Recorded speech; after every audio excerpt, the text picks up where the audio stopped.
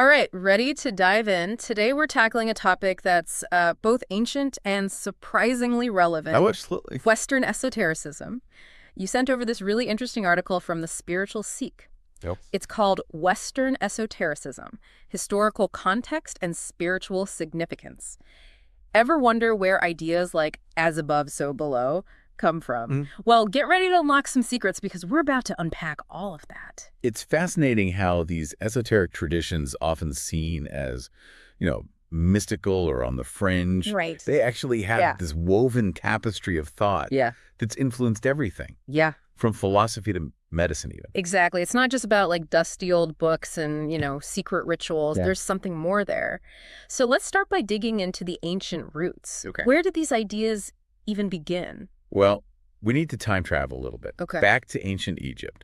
That's where figures like Hermes Trismegistus, a fusion of Greek and Egyptian deities, they laid some of the groundwork. He's credited with the Emerald Tablet, which contains that iconic phrase, as above, so below, as below, so above. Yeah, it's like... That concept of interconnectedness. Yeah.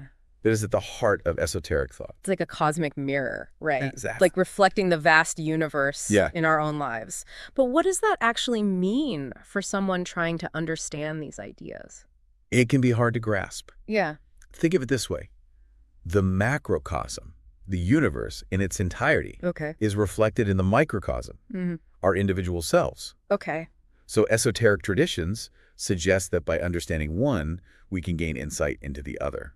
So it's not just about like staring at the stars. Right. It's about understanding ourselves as a reflection of those larger forces at play. Exactly. But Egypt wasn't the only source of these ideas, was it? Not at all. No. Ancient Greece also contributed some key thinkers. Oh, of course. You remember Pythagoras? Yeah. He believed that numbers held the key to unlocking the universe's secrets. Interesting. He declared all is number, suggesting a hidden cosmic order revealed through numerical values. So math wasn't just for balancing checkbooks back then. It was a pathway to like understanding the divine. Absolutely. What else from ancient Greece sort of shaped esoteric thought? Well, think about Plato's allegory of the cave. Right. Such a powerful metaphor for the journey of enlightenment. Yeah. Suggesting we must move beyond those limitations of our senses to actually grasp true knowledge. So basically, there's more to reality than meets the eye, right? Yeah, more. Yeah. Way more. And we have to dig deeper to find those hidden truths. Exactly.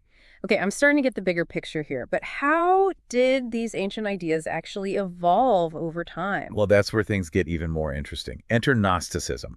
Okay. A movement that arose in the early centuries, A.D. Okay. Gnostics emphasized direct personal experience of the divine.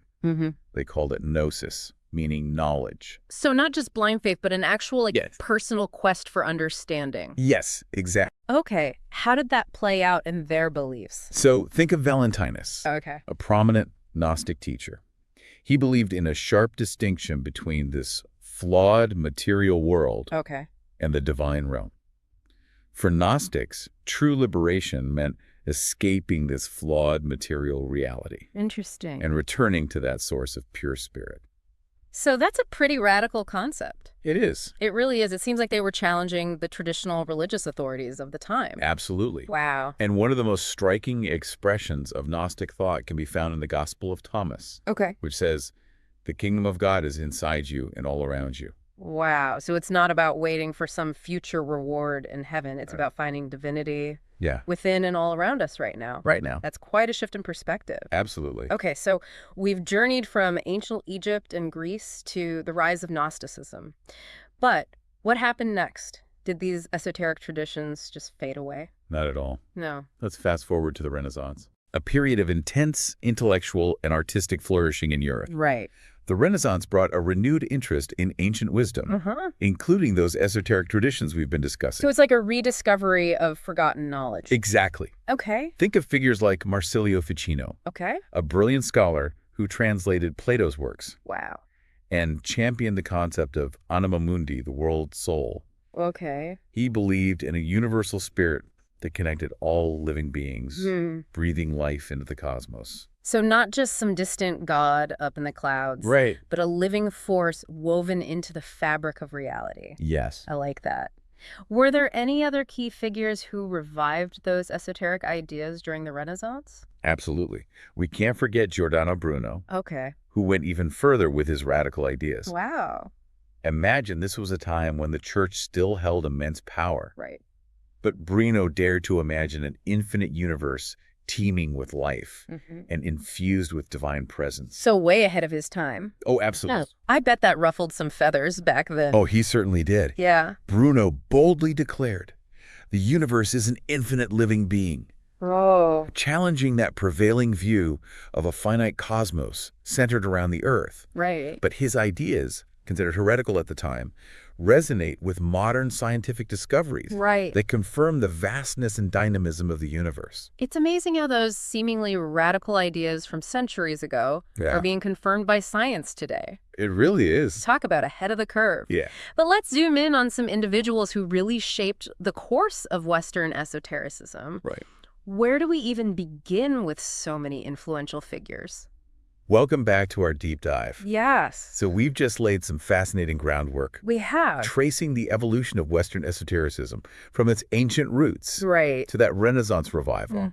Now it's time to explore how these ideas continue to develop. Yes, we've talked about some big concepts like anima mundi and the idea of an infinite universe, but esotericism isn't just about abstract ideas, right? No. It's also about individuals who put these concepts into practice. Absolutely. So let's start with Paracelsus, Okay. the 16th century alchemist and physician. Okay. He wasn't content with simply studying ancient texts.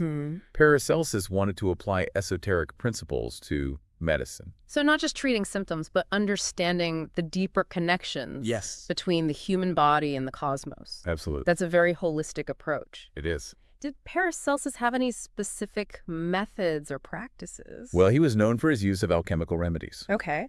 And his belief that illness often stemmed from spiritual imbalances. Interesting. Paracelsus famously declared, the medicine of the future is alchemy.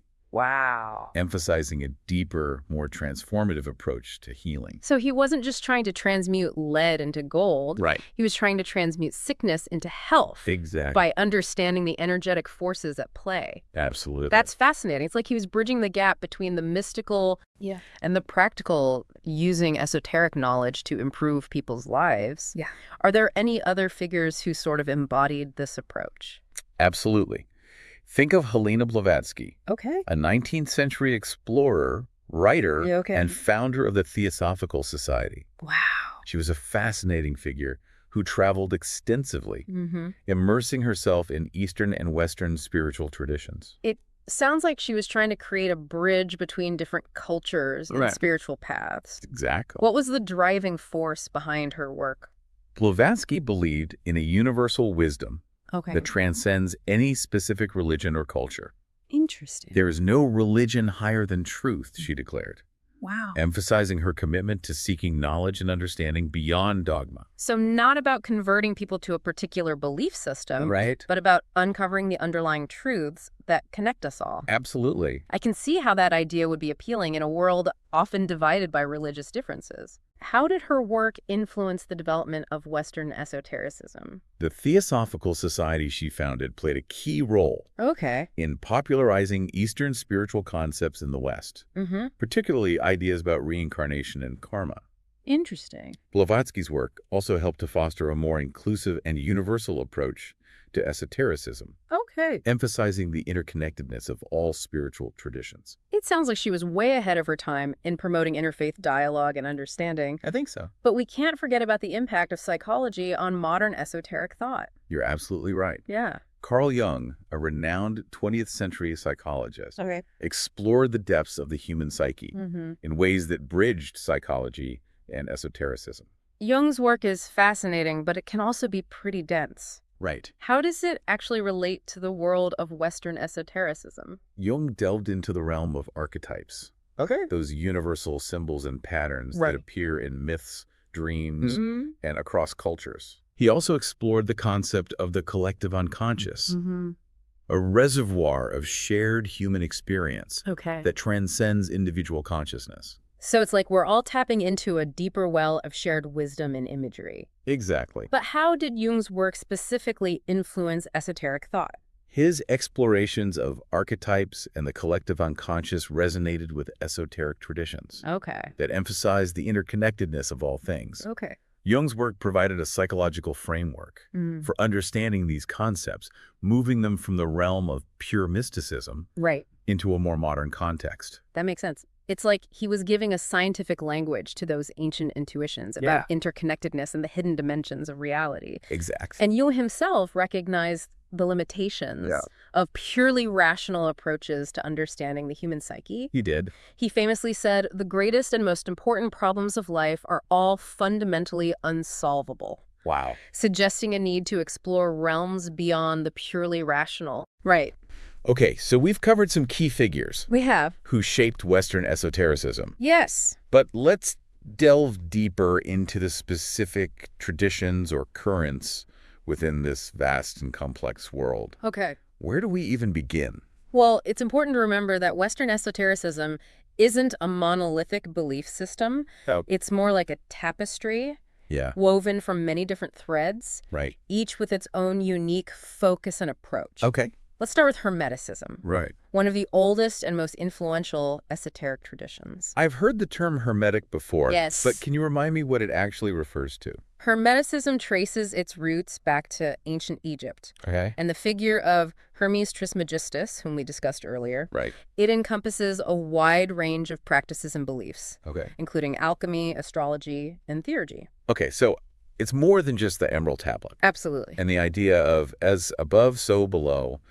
What are some of the key principles or practices of Hermeticism? At its core, Hermeticism emphasizes personal transformation through direct experience of the divine. So not just passively waiting for enlightenment to strike, but actively seeking it out through study, experimentation, and inner work.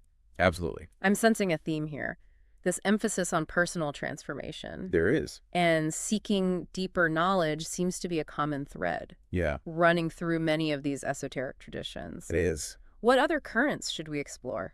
Let's talk about Kabbalah. Okay. A mystical tradition rooted in Jewish thought and practice. I've heard of the Kabbalah, but I'll admit it seems pretty mysterious. What's the best way to understand its core concepts? Think of Kabbalah as a map of creation.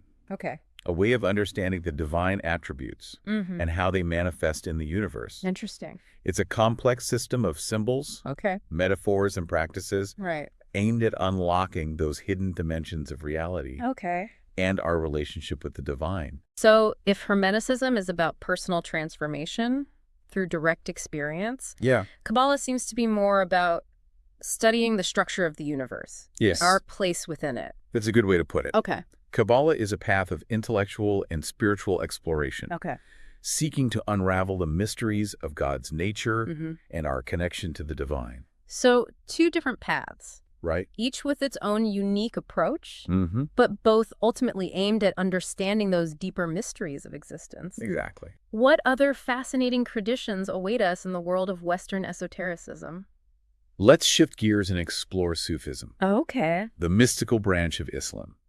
Now, this is a tradition I know very little about. What sets Sufism apart from other forms of Islamic practice? Well, while mainstream Islam focuses on outward rituals and practices, Sufism emphasizes the inner dimension of faith. It's a path of love, devotion, and direct experience of the divine. Think of Rumi, the beloved Sufi poet.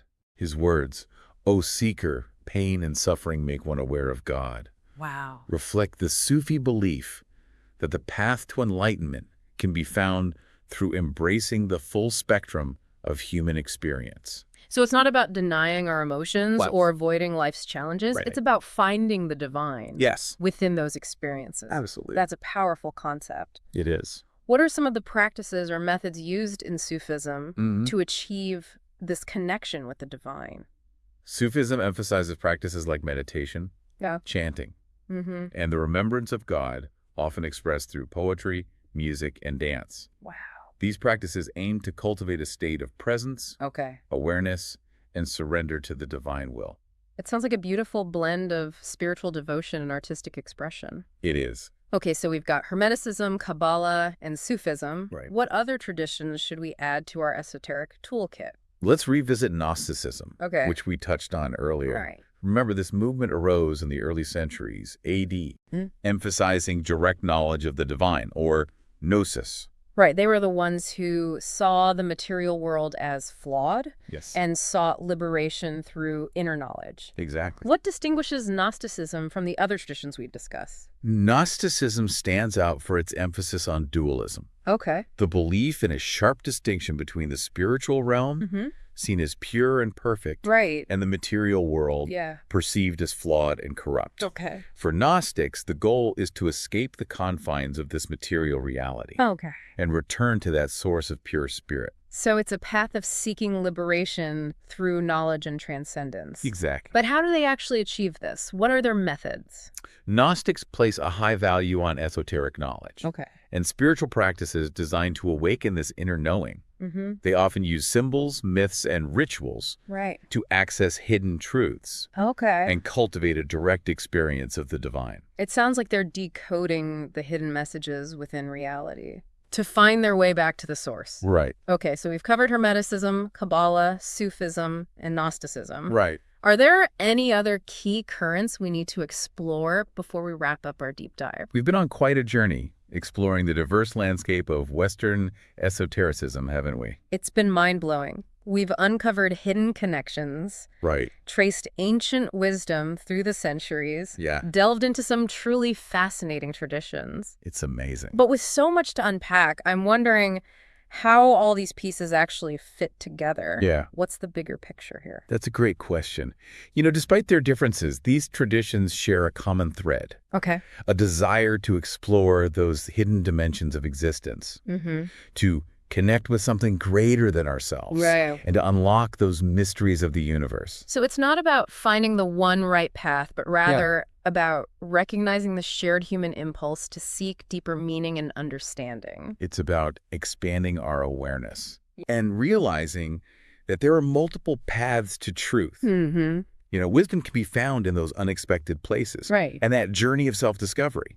It's an ongoing process of exploration and evolution.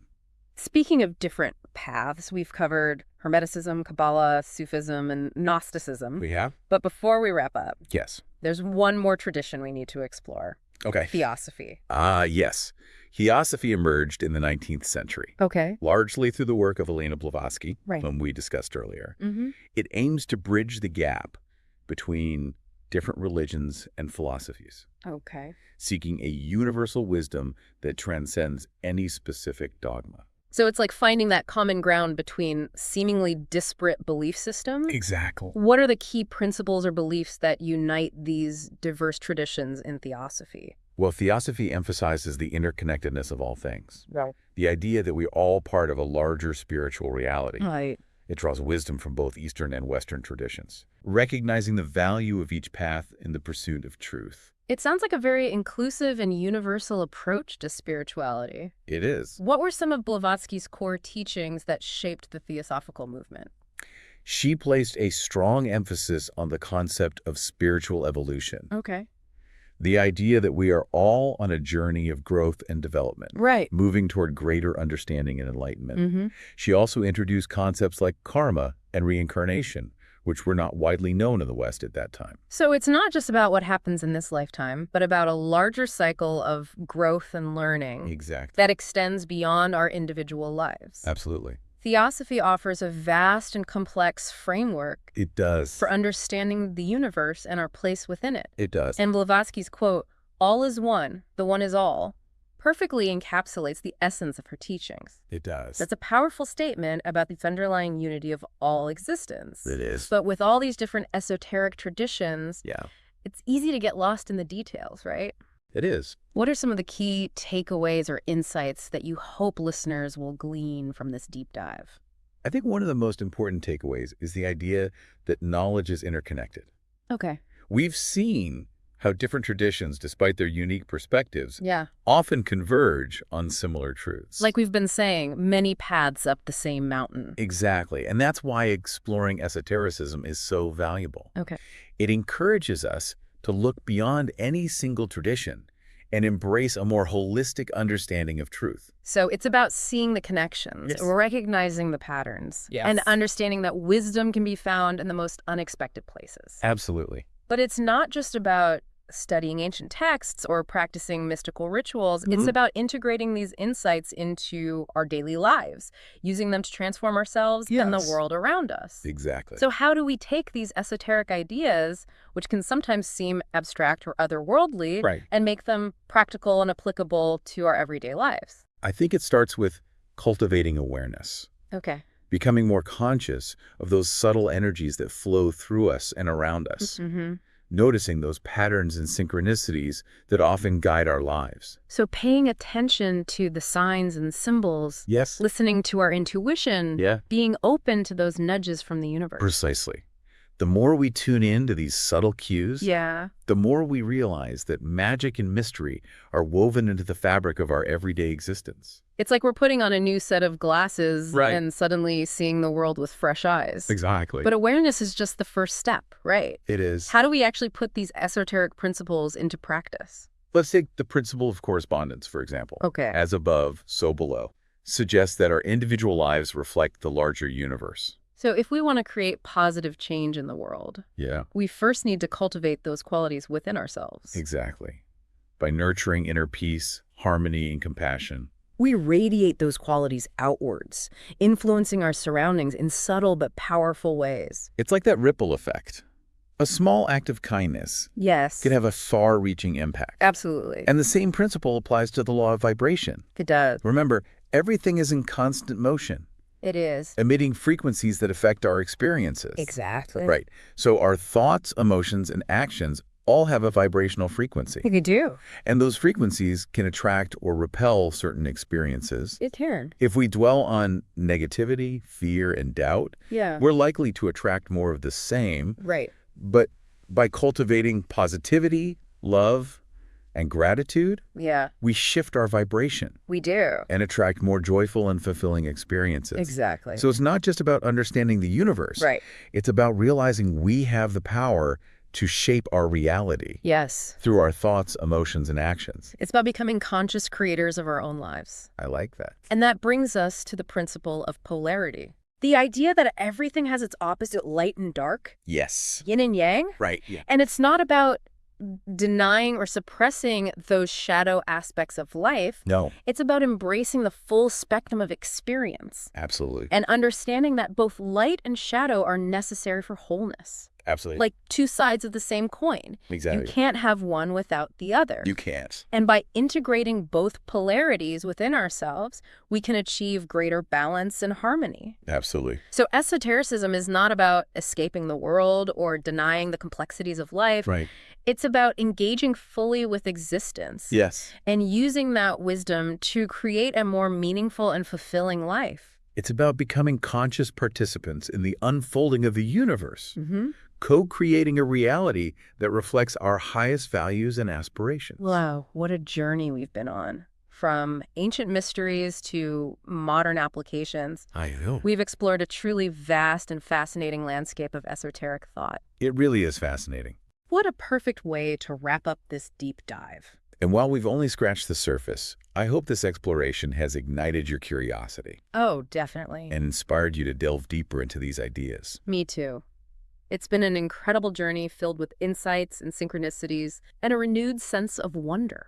As we conclude, I'd like to leave you with a final thought to ponder. Okay.